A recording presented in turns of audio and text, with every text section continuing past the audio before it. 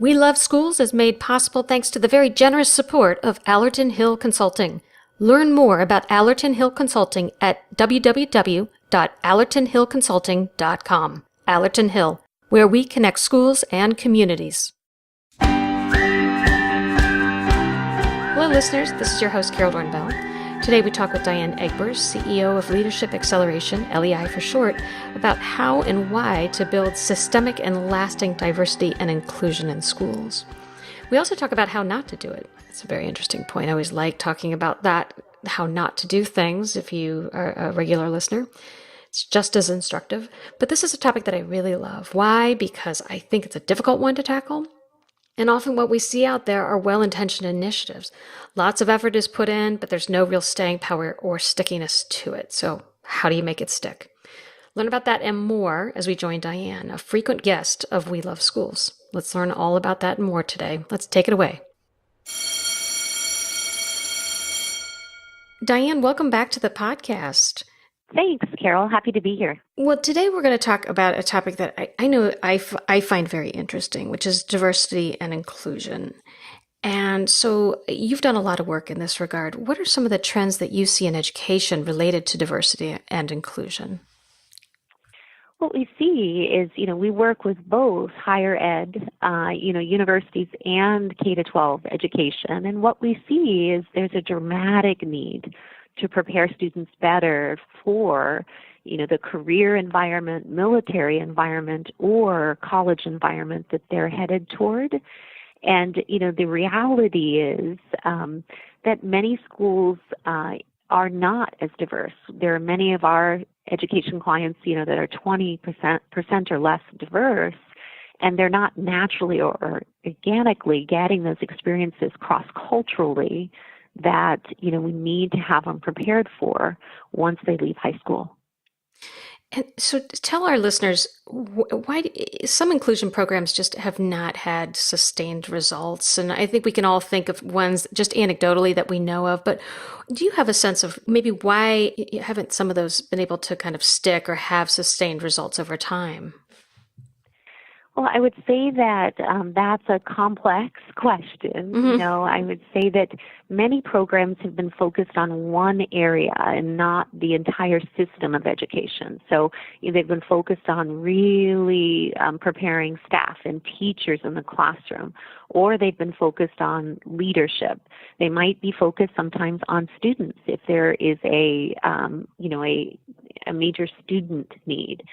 And so, what we see is the reason that programs have not been sustained over time is they're not broadly focused enough on all cultural needs and cultural skills, and also they're not comprehensive enough, focused on leadership staff and students, as well as the parents and community and board, those constituent groups as well.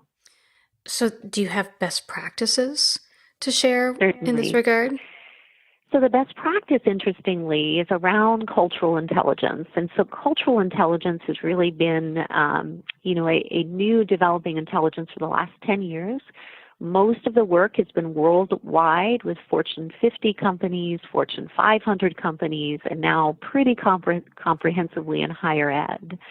And the reason cultural intelligence is such an important we'll say foundation for all future diversity and inclusion programs is it teaches in 4 domains that are core skill sets for every leader, every staff member, educator, teacher, and then every student. And so when we think about cultural drive, knowledge, strategies, and action, it's a very comprehensive way to develop the mindset, toolset, and skill sets needed to be culturally competent. I think that sounds fascinating. Mm-hmm. And I think for anybody, there's always something to learn. Yes. So how can our listeners learn more about cultural intelligence? Sure. To learn more about cultural intelligence, it's really that desire to kind of learn, understand, and see if there's something more comprehensive out there.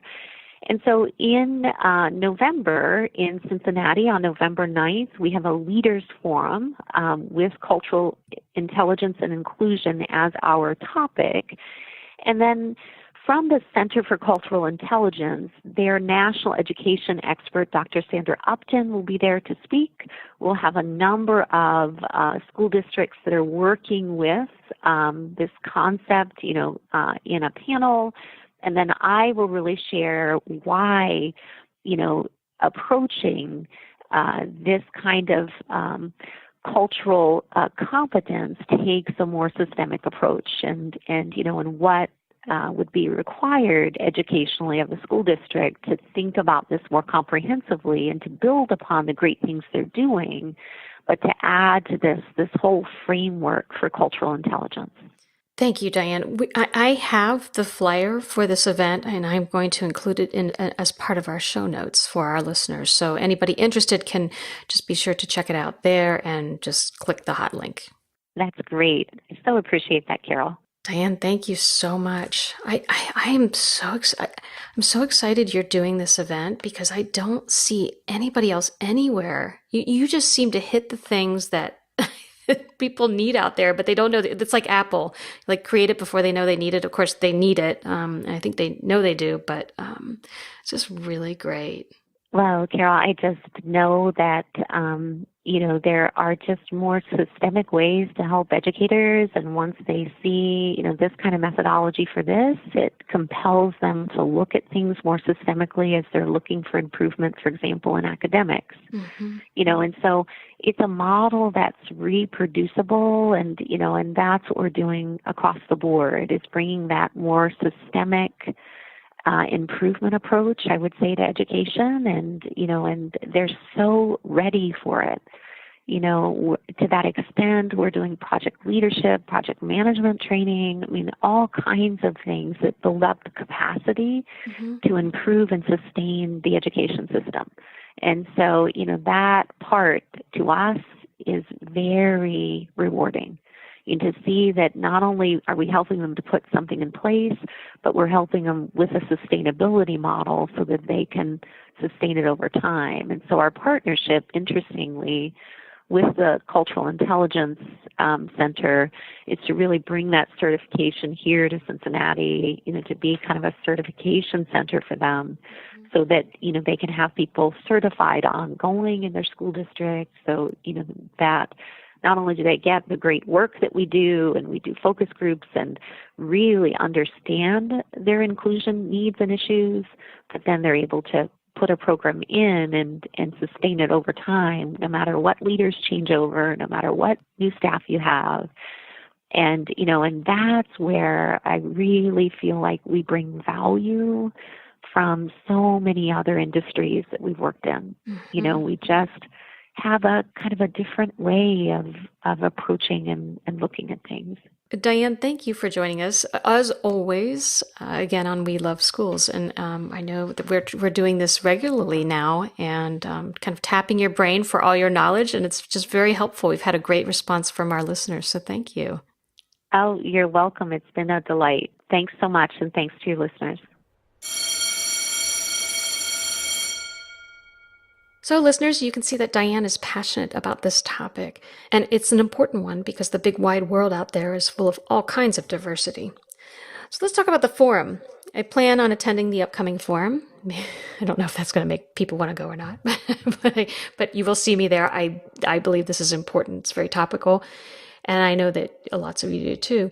You can learn more about the forum and register by following the link in the show notes, but hurry before spots fill up, because it will fill up.